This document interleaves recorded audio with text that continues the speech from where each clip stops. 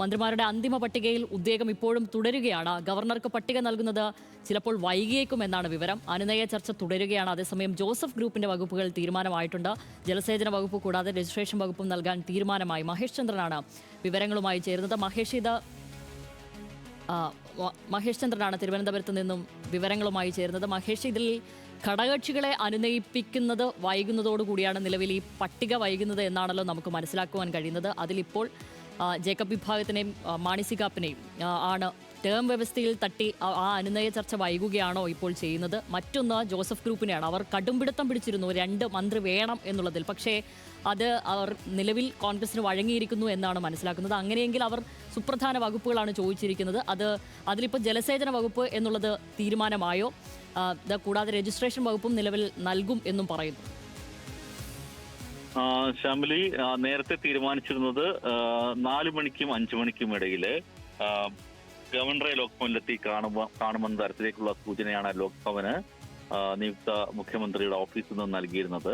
V D Satheesan നേരിട്ട് പോയി അത് പട്ടിക കൈമാറുമെന്നായിരുന്നു. പക്ഷേ ഇപ്പോഴും അനുനയ ചർച്ച നീളുകയാണ്. ഇപ്പോൾ പ്രധാനമായും ചർച്ച നടക്കുന്നത് അത് അനൂപ് ജേക്കബ്, മാണി സി കാപ്പൻ എന്ന ടേം വ്യവസ്ഥയെ ബന്ധപ്പെട്ടാണ്.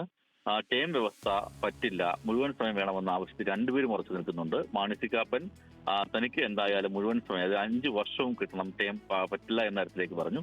ആ തരത്തിലേക്ക് അനുനയത്തിന്റെ ഭാഗമായിട്ട് ഡെപ്യൂട്ടി സ്പീക്കർ സ്ഥാനം മാണി സി കാപ്പന് നൽകാമെന്ന തരത്തിലേക്കുള്ള ചർച്ചയുണ്ടായി. എന്നാൽ ഡെപ്യൂട്ടി സ്പീക്കർ സ്ഥാനം ഏറ്റെടുക്കാൻ എനിക്ക് താല്പര്യമില്ല. ഇനി ഡെപ്യൂട്ടി സ്പീക്കർ സ്ഥാനം ഏറ്റെടുക്കാമെങ്കിൽ പോലും എന്നാൽ അതിനുശേഷം 2.5 വർഷം കഴിഞ്ഞാൽ തനിക്ക് മന്ത്രിസ്ഥാനം കിട്ടുമോ എന്നുള്ള ചോദ്യം കൂടി അദ്ദേഹം ഉന്നയിച്ചിരിക്കുന്നു. അത് അനൂപ് ജേക്കബുമായിട്ടാണ് വി ഡി സതീശനും മറ്റു നേതാക്കളും ചർച്ച തുടങ്ങിയതെങ്കിൽ പിന്നീട് മാണി സി കാപ്പനെ കൂടി കൺവീനർ വ്യവസ്ഥയ്ക്ക് വിളിച്ചു വരുത്തിയിരിക്കുന്നു. മാണി സി കാപ്പനും ഉൾപ്പെടുത്തിക്കൊണ്ടുള്ള ചർച്ചയാണ് ഇപ്പോൾ പുരോഗമിക്കുന്നത്.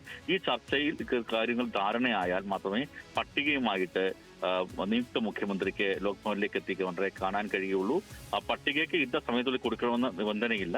നാളെ രാവിലെ വരെയും സമയമുണ്ട്. പക്ഷേ സാധാരണഗതിയിൽ വൈകുന്നേരത്തോടു കൂടി പട്ടിക നൽകുകയാണ് ചെയ്യുന്നത്. നേരത്തെ 3:30 നൽകുമെന്ന് പറഞ്ഞിരുന്നു. ഇന്ന് 4-നും 5-നും ഇടയിൽ എത്തുമെന്ന് സൂചിപ്പിച്ചെങ്കിലും ഇതുവരെയും അക്കാര്യത്തിൽ കാര്യങ്ങൾ പട്ടിക എന്തായാലും അന്തിമമായി തയ്യാറായിട്ടില്ല എന്നുള്ളതാണ്. അതുകൊണ്ട് ജോസഫ് ഗ്രൂപ്പിനെ അനുനയത്തിന്റെ പാതയിലേക്ക് കൊണ്ടുവരാൻ കഴിഞ്ഞു. അവർക്ക് കോൺഗ്രസ് നേതൃത്വം മുൻപ് തീരുമാനിച്ചു പോലെ നമ്മൾ നേരത്തെ ഒരു 1-2 ആഴ്ച മുമ്പ് റിപ്പോർട്ട് ചെയ്ത കാര്യമാണ്.